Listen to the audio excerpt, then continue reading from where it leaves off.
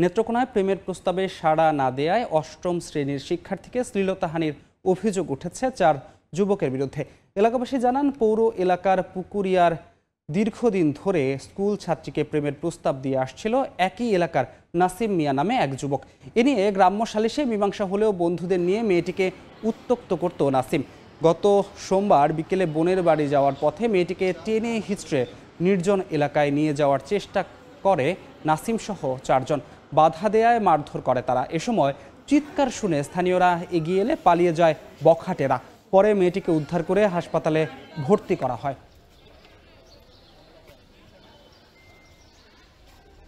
সে তার খালাতো ভগ্নিপতি সহ তার বোনের বাড়িতে যাচ্ছিল। সেই সময়ে নাসিম সহ 4 বখাটে তাকে ওড়না ধরে টানাটানি করে, যৌনপীড়ন করে। আমরা এই বিষয়ের সুষ্ঠু তদন্ত এবং আসামিদেরকে দ্রুততম সময়ে আইনের আওতায় আনতে পারবো বলে আমরা বিশ্বাস করি।